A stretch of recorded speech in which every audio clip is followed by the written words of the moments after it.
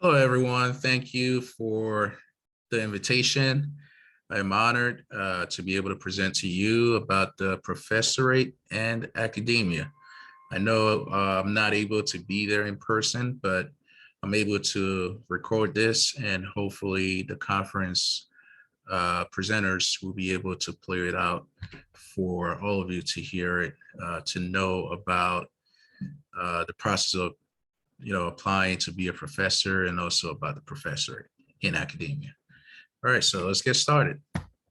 I would like for everyone, if you have any questions after hearing or watching this video webinar, you can definitely email me. I'll give out my email to the conference presenters, and they will be able to give you my email, and you can reach out to me directly personally if you have any questions that you may want to ask me about the professorate and academia. Okay, let's get started. So Neil Armstrong said something really interesting, and I want you to keep this quote in mind, okay? We will get back to it. Surely we will get back to it, but I want you to keep it in mind. So the quote is, your best quote that reflects your approach is one small step for man, one giant leap for mankind.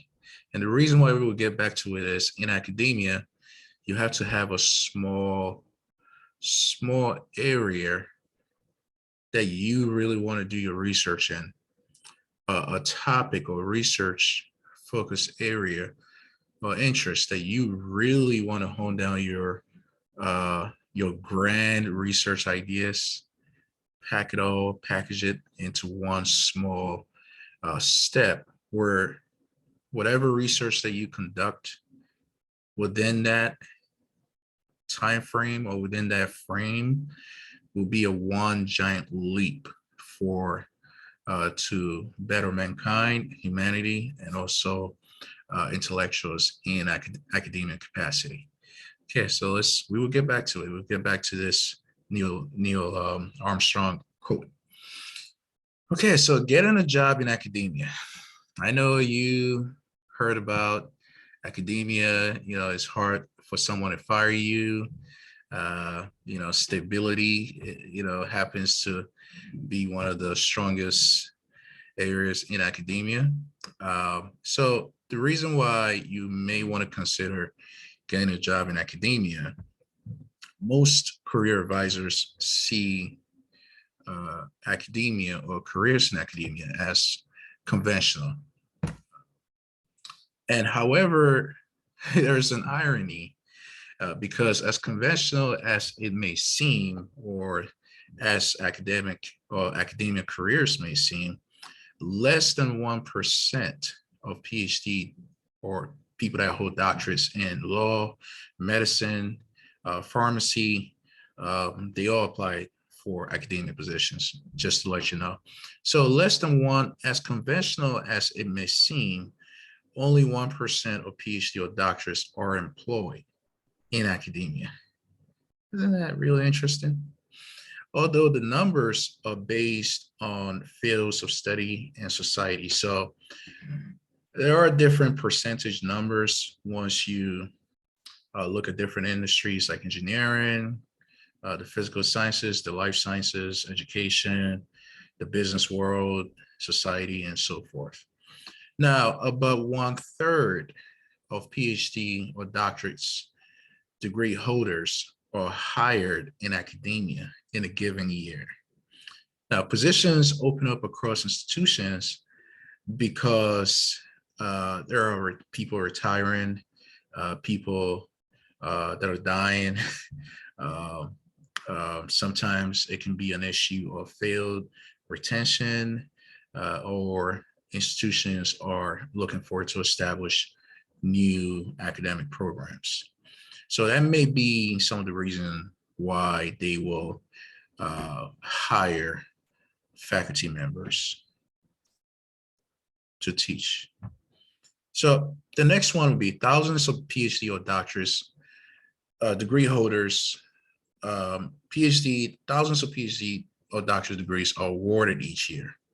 Now, about 200 to 400 or more applicants apply for one given position.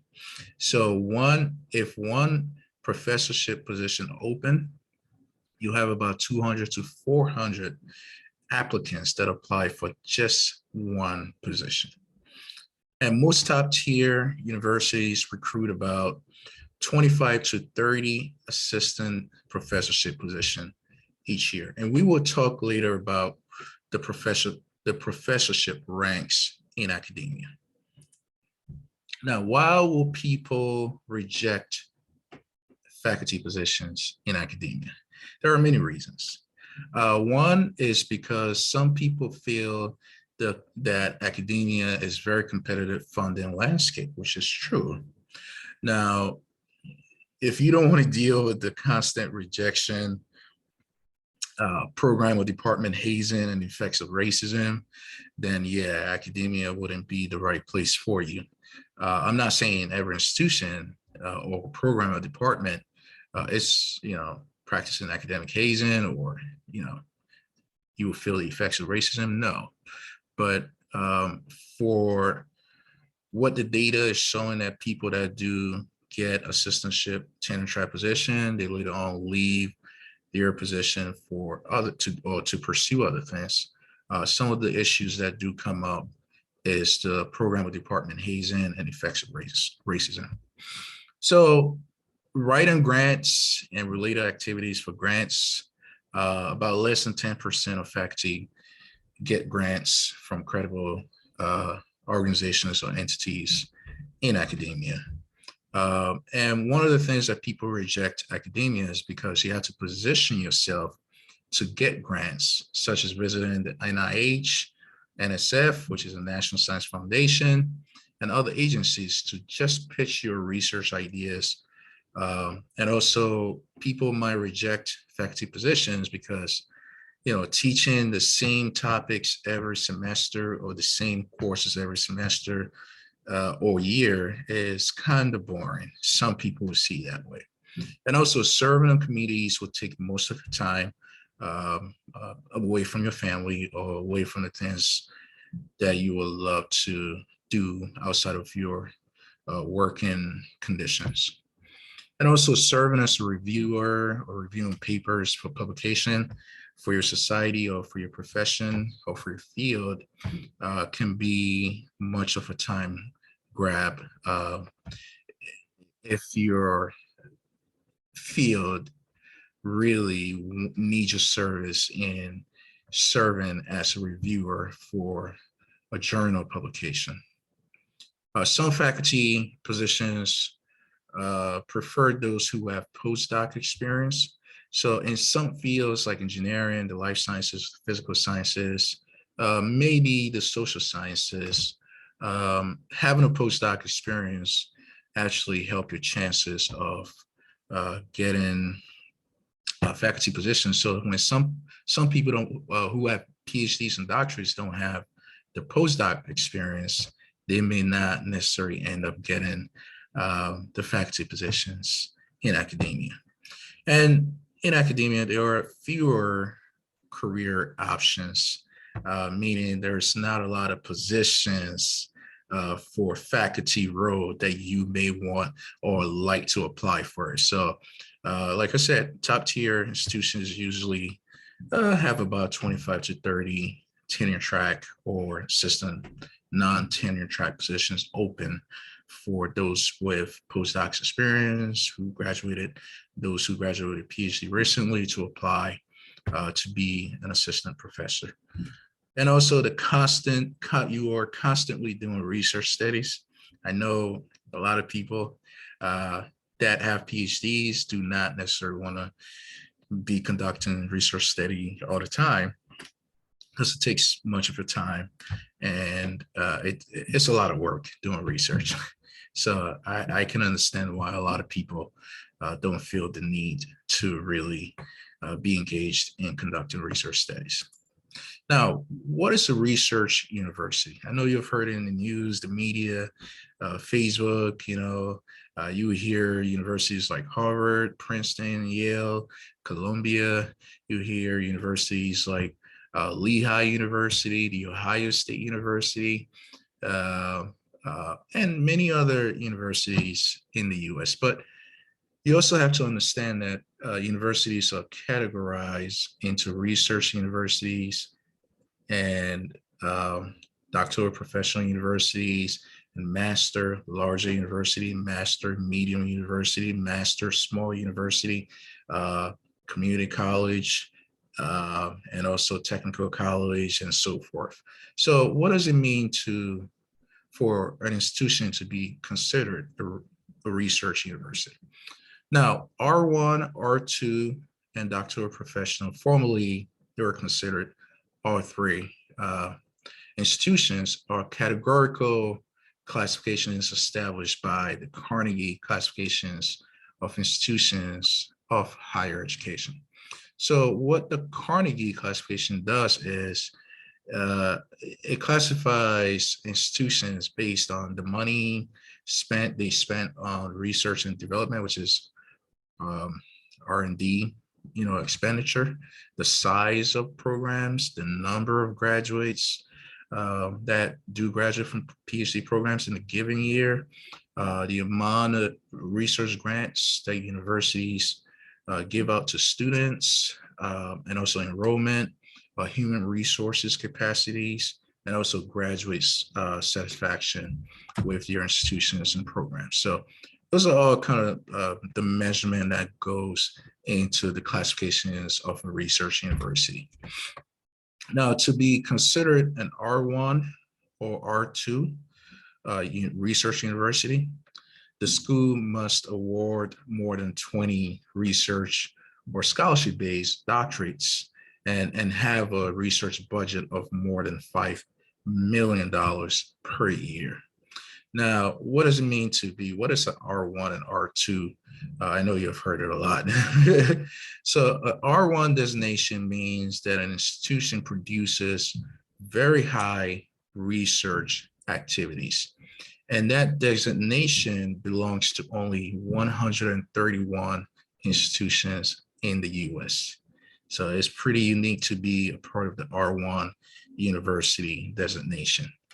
Now, R2 designation means that an institution produces high research activities.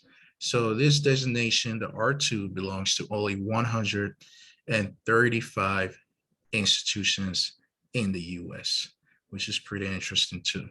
Now, an R1 university cannot be an R2 university at the same time.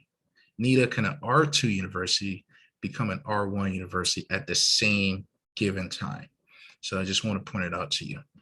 Now, the R3, which is now doctoral professional designation, used to mean that the R3 were moderate research activities, were institutions that produced moderate research activities. But that was changed, meaning that an institution, it was changed from a R3 to doctoral professional, because now Carnegie classification considers a lot of universities that award pharmacy law degrees and medical degrees as part of that designation. So doctoral professional mean that, yes, they do some research activities, but it's not enough to classify these institutions as research heavy institutions. Okay. Now, what does a professor do at an R1 institution? All right. So an R1, for example, can be Harvard, the Ohio State University, Princeton, University of North Carolina, Chapel Hill. These are the top tier institutions that are considered the R1. And a professor at an R1 institution typically does, the first thing that they do is they conduct research studies, right? So 60% or more of your time is spent on research. In some institutions, you may have faculty doing 50% of research, 55% of research. It all depends on the negotiation that goes into your faculty contract hiring. So 60% or more of your time are spent on research activities, such as publications, writing grants, uh, presentation, institutional seminars, and also attending and presenting at conferences. And a little bit of that time, of that 60% or more is spent on patents for those that may be like in engineering, producing, products that most likely need to be patented. They spend time also doing the patent registration and so forth. Now, the second thing that professors at R1 institution do the most is teaching. So you have research as number one, teaching as secondary. Now, they spend 20% or more of their time teaching courses, mentoring, or advising in that capacity. The third item is service, which they spend 10% or more of their time serving on colleges, boards, committees, programs, um, serving as experts, the proctor students on exams, etc.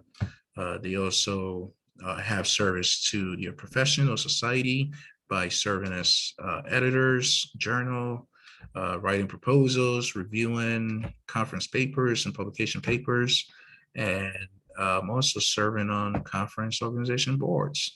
That's also one of the things that professors at R1 universities do. Now, what does a professor at R2 university does? So it's kind of like the reverse from the R1. So the primary intention for a professor at R2 institution is teaching. So they spend 60% or more of the time teaching courses, mentoring, and advising. The second is professor at an R2 institution spends conducting research as secondary. And conducting research as secondary can be 20% or more of the time. The same thing as publications, grants, presentations, and also patents. And the last one would be, the third one would be service, where they would spend 10% or more of their time just serving on committees, serving society, journals, and conference organizations. So that's typically what a R2 professor does on a daily basis. Now, what are the professorship ranks? So a person or applicant or a successful applicant, I must say, starts their professorship career as an assistant professor. Now, it would take 5 to 7 years to get tenure and promotion. Now, the assistant professor can be a tenure track or non-tenure track position. Now, an assistant professor can be promoted to an associate professor without tenure for the assistant positions that comes with no tenure. They can be promoted to associate professor rank without tenure.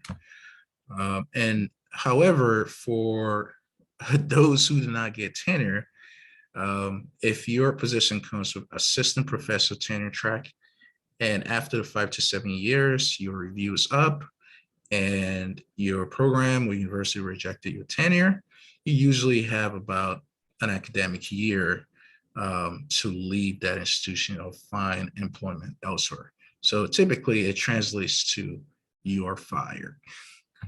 Now, after the assistant professorship rank, if you do your 5 to 7 years, you get your tenure review, you get promoted to an associate professor, you spend about 5 to 6 years to get promotion again. In this case, when you are assistant professor tenure track, and you do get tenure to associate professor, you do not get tenure anymore because you're already tenured.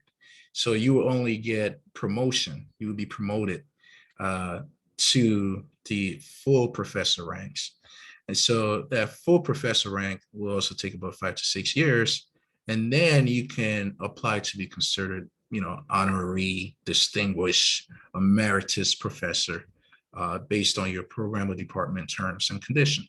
Now, you also have to remember that when you are at the associate professor tenured level and you get reviewed after 5 to 6 years and you get promoted to become a full professor, now you have to remember that that's the last stage in your career, okay, in your employment, that you can get increase in salary. Okay. Now, after your promotion to full professor, you will no longer get an increase in salary raise until your retirement if you did not negotiate for that. So that's the last stage that you can negotiate for salary increase in your professorship contract. Now, you can get tenure at an institution, and maybe after the tenure, you don't like the conditions of that institution, your working environment, or you found a better position that you think will better suit you. You can leave and go to a different institution. However, at this point, your new institution will also have to consider you for tenure review. So it can take about an academic term, academic year, or maybe 1 to 2 years to get tenure again at the new institution if they deem you necessary, or if you go through the process to get tenure. Usually, if you do get tenure at your current institution and you decide to leave, I don't think you should have a problem of the tenure review again to get tenure at your new institution. Usually those people get tenure at your new institution. So what is tenure? Tenure is an academic freedom right that professorships do have, and that your institution cannot fire you without due process of the law and policies. Tenure, if you're being awarded tenure, it means that you can teach almost any subject, be it controversial or your own personal preference. Tenure also means that you are valued as a professor at your institution and hold certain power on administrative matters and issues within your program, department, and institution.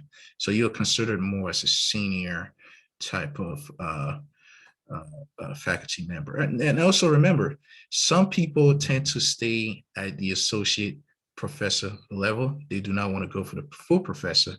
And most of these people don't really have any bills to pay. They feel so successful. They don't want to be bothered. Some of them, haven't done a lot of research publications, so they don't want to move up to be a full rank professor. I mean, they have tenure, so nothing can go wrong, right? So some people prefer to stay at associate professorship rank throughout the rest of your career in academia, just to point it out to you. So what is the process to get tenure? So the process to get tenure is your program will review your research activities, research portfolio, your publications, your teaching evaluations, service to university and field or profession. After your program accepts your review of tenure, it goes to your department chair and your department reviews it. And then after it goes to the larger university committees, and then after it goes to the provost, academic officers, and then after it goes to your university president, who finally awards you tenure. Usually the provost or the department chair will send you an email to notify you of the university board of trustees decisions, or the president accepting your tenure review. And then the provost and the president will also inform the university governing board, which is the board of trustee. And the board of trustee may also reject or, approve, go along with what your provost or president is saying. So it's kind of, you never know what to expect on tenure review. So now getting tenure means that university and colleagues believe in you and the research and the kind of research that you are doing.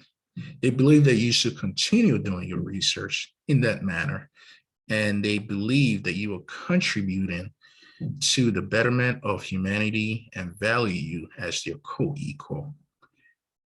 That is the prestige that comes with tenure among your colleagues in department and university and in the field of professional society. So other teaching professorship positions in academia that sometimes do not come with tenure or adjunct professor. So being an adjunct professor doesn't mean you have less of a qualification than those in tenure track or tenured professors, but you opted to teach 2 or 3 courses. Sometimes these positions, adjunct positions, don't come with benefits or healthcare benefits. Usually people prefer this type of work due to family commitment and experience to build their CV to later on apply for tenure track positions. Now, there are also lecturer positions. So when you become a lecturer, you can be promoted to become a senior lecturer. And lecturer positions most of them do not come with tenure track. However, I must note this to you, that the University of California system came up with lecturers now can be considered for LPOES, meaning lecturer with potential of security of employment. And they can be promoted to LSOE, which means lecturer with security of employment, much like the tenure system, tenure review system, the track system, yeah. And also you can become an instructor, working on the clock, teacher for a community college or for adult education program. And you can become a volunteer faculty member. In these volunteer faculty member roles, you can get paid or not get paid, but you are volunteering to instruct for a few courses. Usually those are a good place to gain experience if you really want to get yourself into academia and higher education. Now, what are the types of institutions in the US? We have colleges and universities, 4-year institutions, there's private and public. We have community colleges, 2-year institutions, mostly public. However, we do have 2-year community college private institutions. There are currently 148 2-year private schools, which is down from more than 300 since 1945, the year 1945. We also have technical colleges, which can also be a 2-year institution. They also offer trade skill certifications. And we have specialized trade schools, 2-year, it can be 2-year or 4-year institution, depending on the type of trade that you are learning. And also trade skills. Adult education institution for people that want to learn English as a second language. It can range from months to a year worth of programming. And we also have high schools, can be specialized schools, private and public.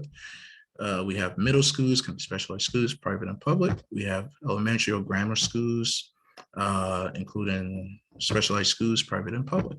And we also have people that prefer to do homeschooling, and those are private homeschools. Those are the types of institutions in the US. Now, what is the application process to get a professorship position? First, you need to submit your online application, including a cover letter, which ranges from 1 to 2 pages. And you can submit it on a university letterhead, or you can make your own letterhead to make it look super cool. You need to submit a CV, curriculum vitae. Some people will say curriculum vitae, depending on your part of the world. Some people would like to say CV for short. So you need to submit a CV, research statement, which ranges about 1 to 7 pages. Remember, I didn't put any page limit for the CV because the CV doesn't come with page limit. It depends on your accumulation of professional experience and your qualifications or credentials. So the research statement usually is a research proposal, what kind of research you intend to continue to conduct in your position that you want to go into. And we also have, you need to submit your teaching philosophy statement, which ranges from 1 to 5 pages, basically testifying about your teaching style, etc. And recently, a lot of schools are now requiring applicants to submit diversity statement, which can range from 1 to 5 pages. More schools are now requiring this due to recent social justice movements in America. So they do require you to submit a diversity statement. If you apply to religious schools, religious-based universities, they do require you to have a statement of faith that could be similar to diversity statement. They basically want to know your testimony about your faith, and also I don't know how many range of pages you can go, but check with the kind of institution that you want to really work in. The last one, but not least, is you have to submit your letters of recommendation.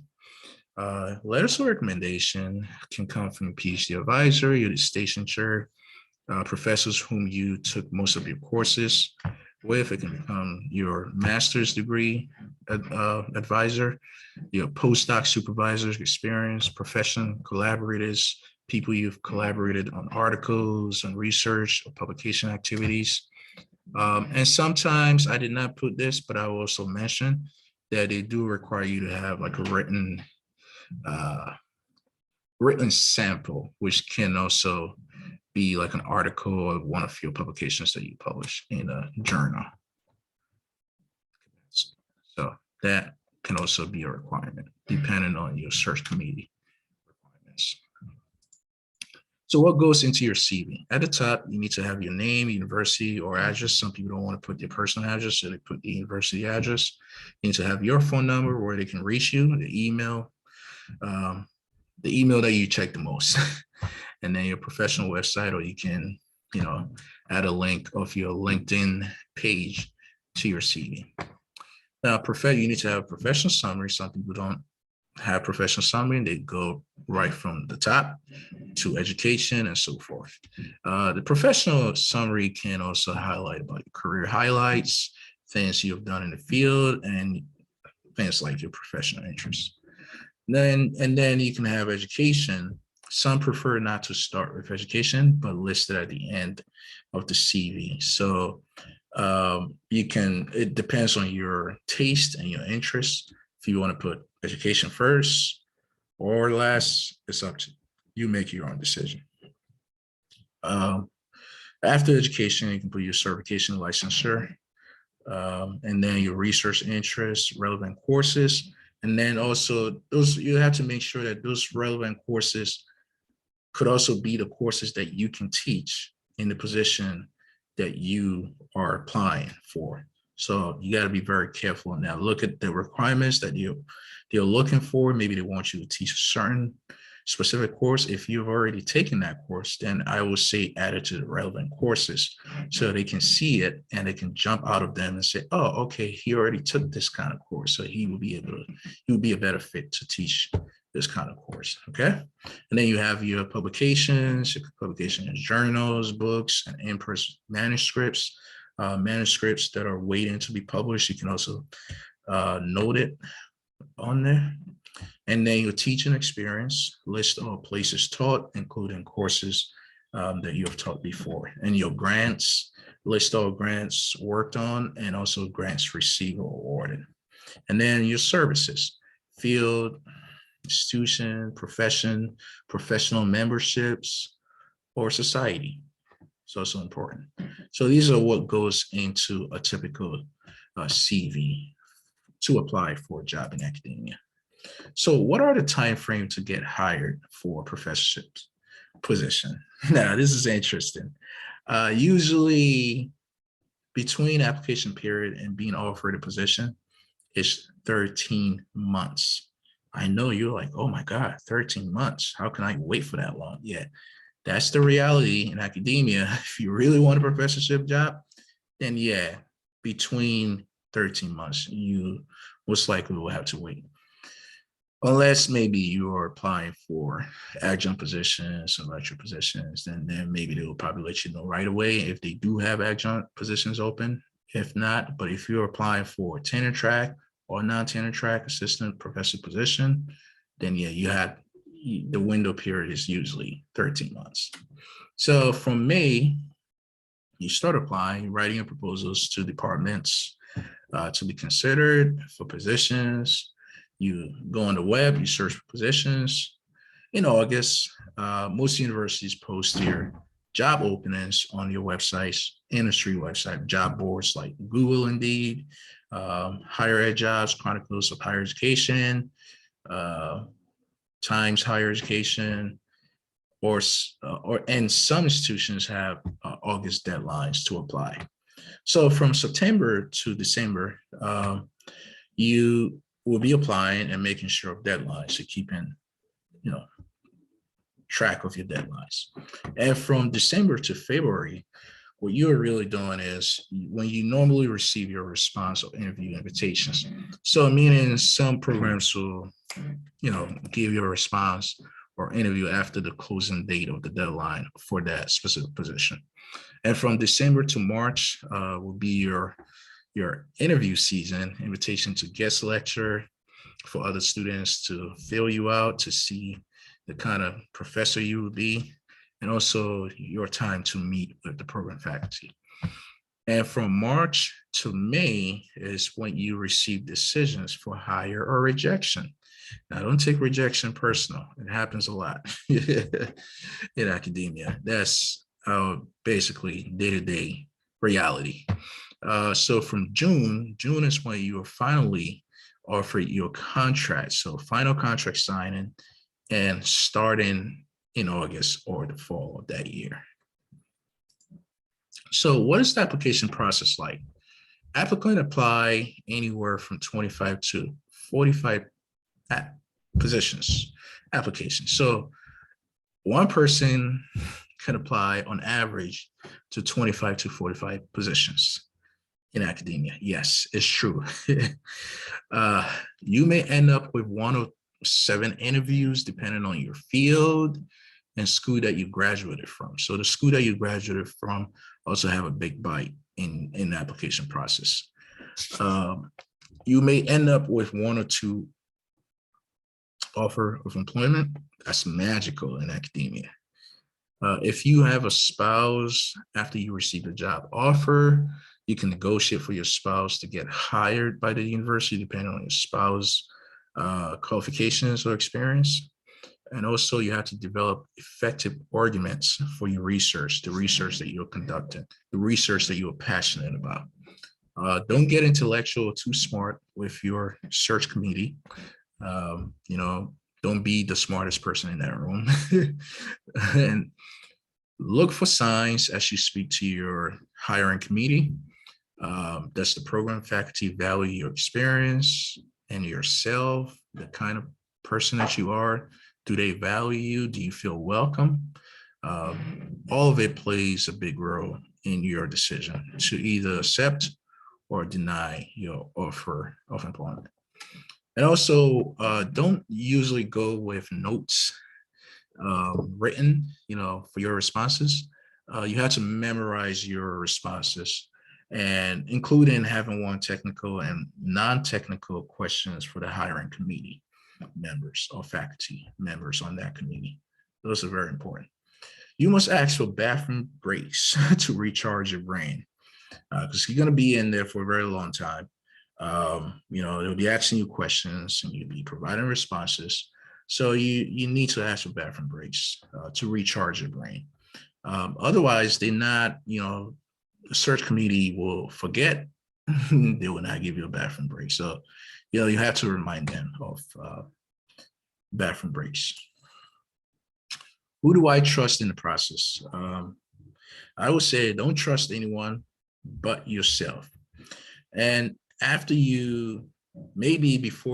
you get to that committee hearing, questioning, asking you questions about your experience, maybe you may hear some words like, you are a top candidate. You were our top candidate. We moved your application to the chair or program director. The chair or dean makes the final decisions from here. I'm pushing hard for you. You are number 1 with me, and number 2 or 1 with other committee members. We would love to have you here. Don't trust any of that.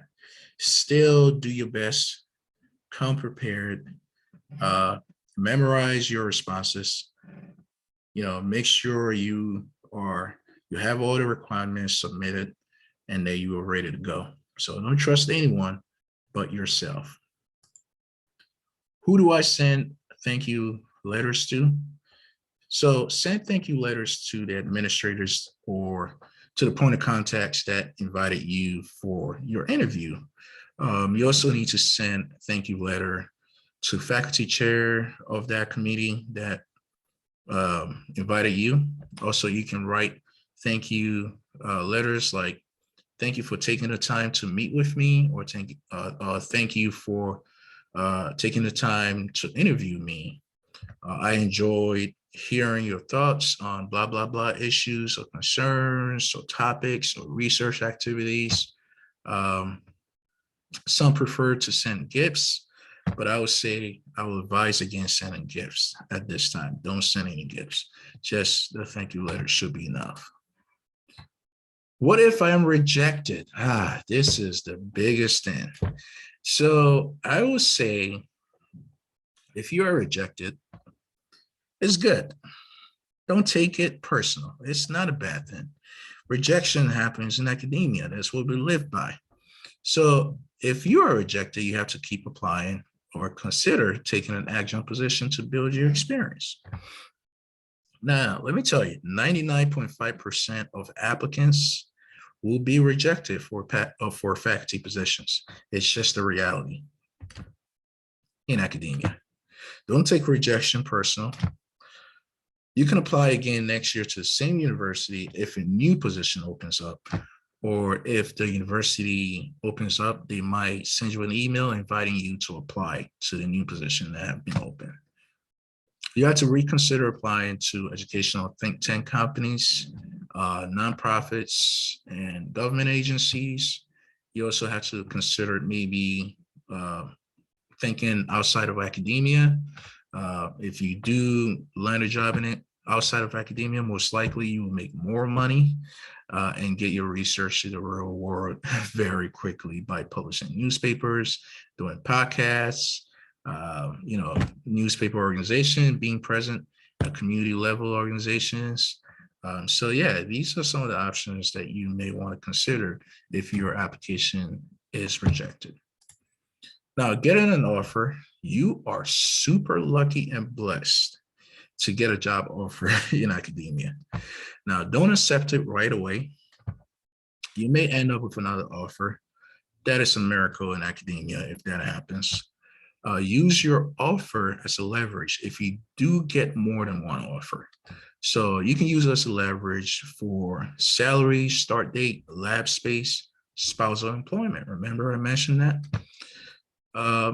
Get things in writing and have someone like an attorney look over it for you, or a union representative look over it for you. If you do not accept your offer, and you may never have this opportunity ever again. That's how competitive academia is. And you may never, and I repeat it again, ever get this kind of opportunities. And if a new position apply, maybe you want it that time, and you apply for it, the faculty will simply walk over your application because you did not accept the first one they offered you. So you gotta be careful. You gotta be very super careful. So thank you for listening. Remember, I said any questions, you can email it to the conference presenters, and they will either forward it to me or they will give you my email to forward your questions and concerns to me. Thank you for listening, and have a blessed weekend. Take care. Bye-bye.